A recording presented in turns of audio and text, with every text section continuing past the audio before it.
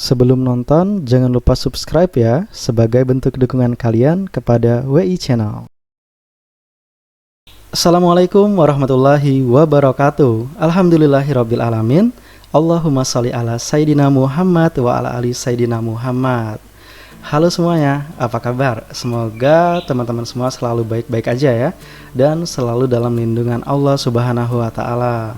Oke teman-teman, kembali di kesempatan kali ini saya pengen ngajakin teman-teman untuk nonton vlog saya.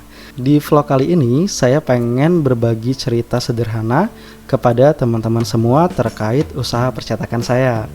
Jadi cerita ini berlatar di tahun 2018, tepatnya di bulan Oktober. Waktu itu saya mendapatkan orderan cetak undangan, tapi cuma 50 lembar undangan. Jadi di awal saya terima dulu nih orderannya. Tapi setelah saya terima, saya kebingungan mau saya cetak atau enggak, karena saya sempat dapat informasi nih, karena waktu itu masih awam banget ya, masih awal-awal banget memulai usaha percetakan.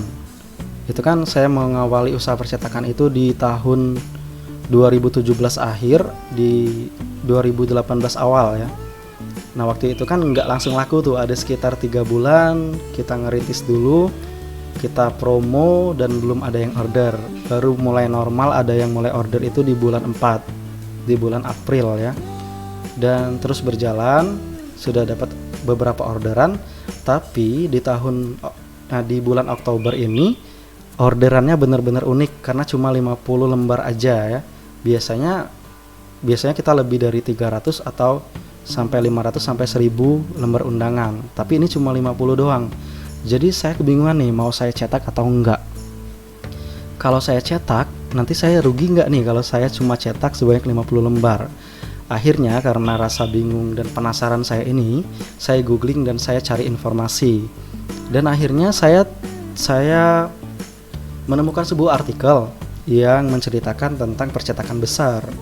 Nah, ternyata di percetakan besar tersebut mereka menggunakan mesin cetak offset yang udah pro banget ya, yang bisa cetak ya berbagai macam kertas tentunya. Nah, ternyata di percetakan besar itu karena menggunakan mesin offset, mereka menerapkan yang namanya peraturan minimal order. Biasanya minimal ordernya 500 lembar cetakan ya, atau ya sekitar segitulah ya. Saya kurang paham soalnya. Nah, jadi saya baca terus artikelnya, mengapa mereka mesti menerapkan 500, atau mengapa mereka mesti menerapkan minimal order. Saya baca terus kan. Jadi saya dapat informasi ternyata kalau menggunakan mesin cetak offset itu, semakin banyak mencetak, maka akan semakin murah biaya cetaknya. Kalau cetaknya sedikit, maka akan semakin mahal. Menurut informasi yang saya baca, itu terkait dengan masalah biaya plat dan juga biaya tinta cetaknya. Oh ya, kurang lebih saya dapat informasi kan. Nah, jadi saya coba sedikit berpikir, dan saya sedikit menyimpulkan terkait mesin yang saya gunakan. Karena mesin yang saya gunakan kan cuma printer biasa, dan saya juga cuma menggunakan bahan kertas besi. Bahan kertas besi waktu itu ya, saya baru tahu beberapa bahan, ada kertas besi, ada juga kertas jasmine waktu itu. Jadi untuk orderan yang 50 undangan ini, dealnya menggunakan bahan kertas besi. Nah, jadi setelah saya coba sedikit riset nih terkait biaya cetak dengan printer, ternyata kalau menggunakan printer itu nggak mesti cetak banyak baru bisa menentukan biaya cetaknya. Cukup 1 lembar cetak aja itu sudah bisa dapat total biaya cetaknya. Berbeda dengan mesin cetak offset yang biaya cetaknya sangat bergantung banget dengan kapasitas yang dicetak. Nah, maka dari itu setelah informasi tersebut saya dapatkan, akhirnya saya berani untuk mencetak sebanyak 50 lembar. Jadi teman-teman, kalau teman-teman baru mau mulai mungkin usaha percetakan, tapi masih menggunakan mesin printer biasa, jadi teman-teman nggak perlu takut untuk cetak undangannya dalam jumlah sedikit. Itu semua tinggal tergantung kebijakan kitanya. Misalnya ada konsumen yang mau cetak sebanyak 10 lembar cetakan aja nih, sebenarnya kita bisa banget untuk terima. dan tentunya dengan biaya cetak yang sama dengan kalau dia order dengan jumlah 1000 undangan misalnya, sama aja biaya cetaknya. Tapi mungkin dengan kebijakan kita bisa sedikit tambahkan harganya. Kalau cuma 10 undangan kan kita udah desain misalnya, ya udah kita hargain berapa biaya desainnya misalnya, begitu ya. Ya kalau 1000 undangan kan kita nggak mesti lagi menghargai biaya desain kan. Jadi ya kita tinggal kebijakan kita aja. Kalau misalnya dia pesannya sebanyak 50 undangan, berapa harganya? Kalau cetak sebanyak 300 undangan, berapa misalnya kan? Nah itu tergantung kita. Kalau untuk menggunakan printer biasa, sebenarnya kembali ke kitanya mau menerapkan minimal desain atau enggak. Kalau saya sendiri di percetakan saya menerapkan minimal desain itu di 300 cetakan. Bukan 300 sih, semenjak adanya orderan 50 undangan tadi, jadi saya menerapkan di minimal 50 orderan, di 50 cetakan undangan. Jadi tentu harganya beda-beda. Kalau dia pesan 50, harganya mungkin agak lebih tinggi, tinggal kitanya lagi ya, tinggal kebijakan kita lagi. Nah, maka dari itu teman-teman, mulai saat itu saya jadi nggak takut untuk cetak walaupun cuma sedikit. Jadi saya terima, dan itu menguntungkan. Itu salah satu keuntungan juga untuk percetakan kecil, karena biasanya, nah ini juga cerita dari konsumen saya yang di awal tadi yang cetak sebanyak 50 undangan. Ternyata si konsumen saya ini udah cetak di percetakan besar sebanyak 1000 undangan. Nah, jadi mereka ini kekurangan kartu undangan ternyata. Nah, mereka datang lagi ke percetakan tersebut, mereka pengen cetak sebanyak 50 lembar aja. Ternyata nggak bisa karena tadi udah ada peraturan minimal order.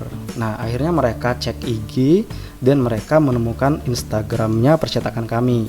Akhirnya mereka menghubungi dan mereka cetak di kami sebanyak 50 lembar.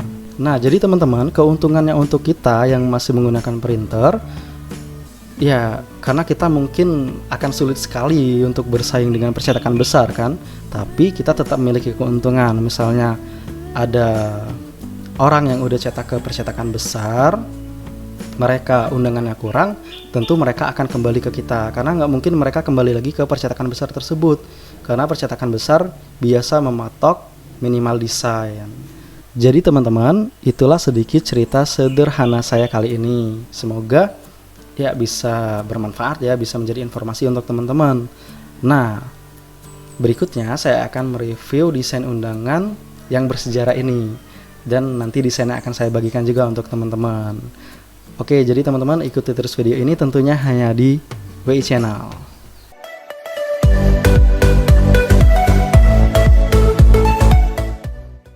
Oke teman-teman, sekarang mari sama-sama kita review dan kita coba bagaimana cara editing dari desain undangan ini, dan juga kita nanti akan ke cara cetaknya. Oke, baiklah. Sekarang ini adalah desain undangannya. Ini bagian cover dan yang ini bagian isi. Nah, kita sedikit review bagian bagian covernya.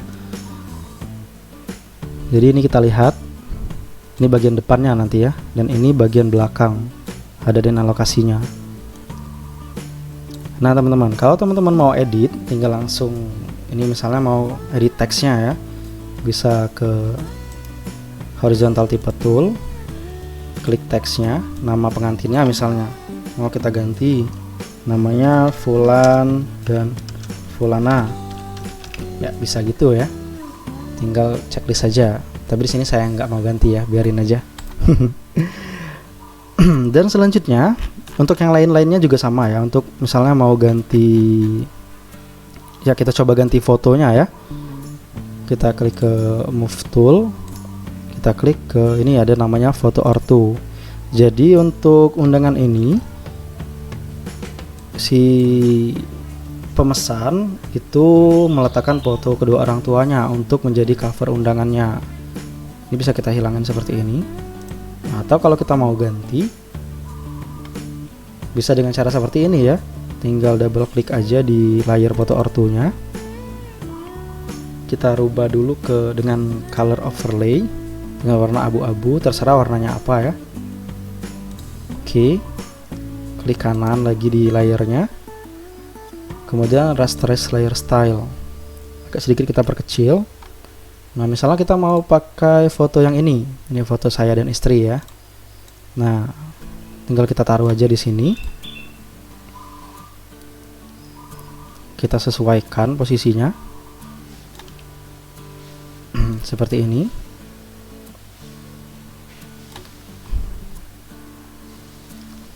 Oke, sekarang kita coba transparan. Buat transparan dulu opacity-nya ya. Di opacity kita buat 50 ya, jadi ini tinggal kita atur aja posisinya.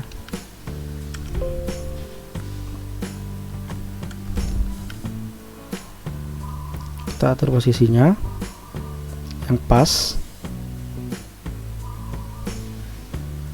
Oke, di sini ya. Sekarang tinggal kita klik checklist, kemudian kita kembali ke layer foto ortu tadi. Kita pilih Magic Wand Tool, tinggal klik aja di sini. Kembali ke layer 29 ke foto yang mau kita ganti tadi. Lalu ke select inverse, kemudian tekan delete pada keyboard. Nah, jadi yang foto ortunya bisa kita hapus juga, tekan delete. Kemudian kita ke opacity lagi, opacity yang layer 29, layer fotonya tadi kita buat 100. Oke, kayak gitu ya. Jadi udah bisa diganti fotonya. Ya, kurang lebih seperti itu. Kalau untuk ganti teks mungkin teman-teman udah paham ya. Tinggal seperti tadi. Untuk keseluruhannya. Dan untuk bagian dalam juga seperti itu ya. Kalau mau ganti namanya tinggal klik di teks ini di horizontal type tool. Kemudian hapus aja, ganti namanya. Ya, pokoknya untuk cara ngeditnya gampang lah ya. Oke, sekarang saya kembalikan dulu ke semula.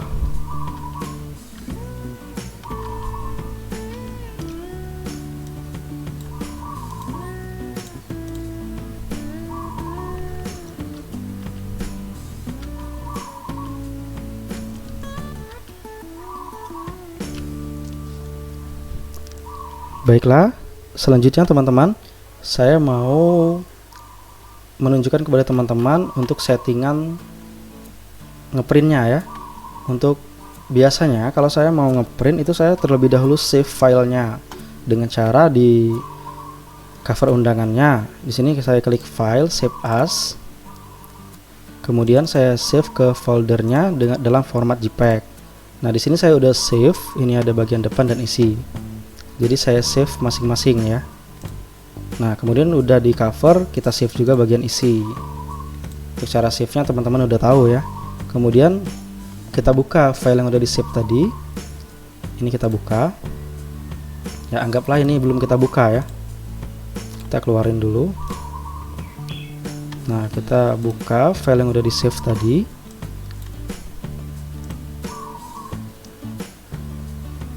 Nah, setelah seperti ini, kita setting dulu yang bagian depan. Tinggal ke file, print. Kemudian kita pilih printer yang mau digunakan. Kalau di sini saya pilih printer Epson 1110. Kemudian untuk print settingnya di sini saya setting dengan dokumen size ukuran kertas HVS atau ukurannya 215 pada Paperwhite dan 330 pada Paperhide. Kemudian pada orientationnya portrait, paper tipenya plain paper, quality-nya standar. Untuk more option, untuk rotate 180 derajatnya tidak usah diaktifkan. Kemudian klik OK. Kemudian kita klik down dulu ya, jangan langsung di print. Kemudian pada bagian isi kita setting juga file, print. Ya, printernya sama, printer Epson L1110. Untuk print settingnya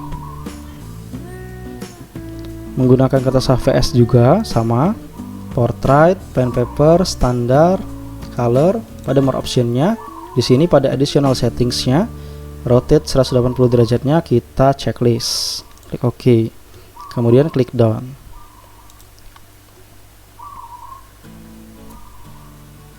Nah, selanjutnya untuk yang bagian isi ini kita klik image, kemudian image rotation, klik 180 derajat. Kita balik ya. Jadi depannya seperti ini, bagian isinya seperti ini. Oke, terlebih dahulu kita cek ya, kita klik file lagi, file, print. Kita cek skalanya. Jadi di scale print size. Jadi di sini scale-nya kita cek. Ini harus di 100% ya teman-teman. Karena ini mempengaruhi ukuran dari hasil cetaknya nanti. Untuk bagian isi juga kita cek.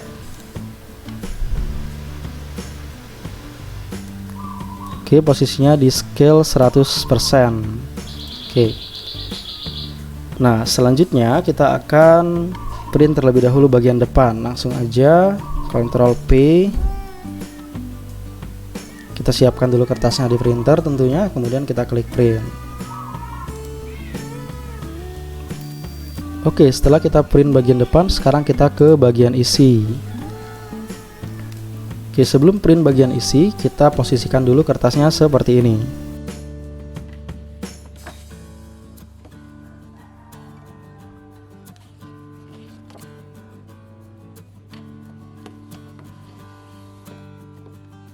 Oke, setelah kita posisikan kertasnya, sekarang kita Ctrl P pada keyboard, langsung klik print.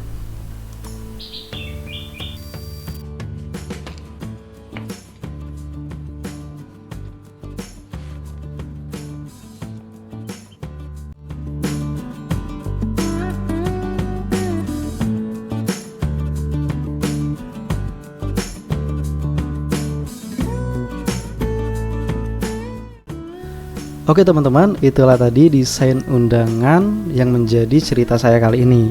Untuk teman-teman yang tertarik dengan desain undangannya, kalian bisa download langsung file PSD-nya di link download yang saya sertakan di deskripsi video ini. Terima kasih banyak untuk teman-teman yang udah nonton. Jangan lupa like bagi kalian yang suka dengan video seperti ini. Jangan lupa klik share untuk berbagi manfaat kepada sesama. Dan jangan lupa subscribe sebagai bentuk dukungan kalian kepada channel ini. Oke teman-teman, akhir kata, saya Muhammad Wahyu Pratama undur diri dari hadapan kalian semua. Sampai jumpa di lain kesempatan. Wabillahi taufiq wal hidayah. Wassalamualaikum warahmatullahi wabarakatuh.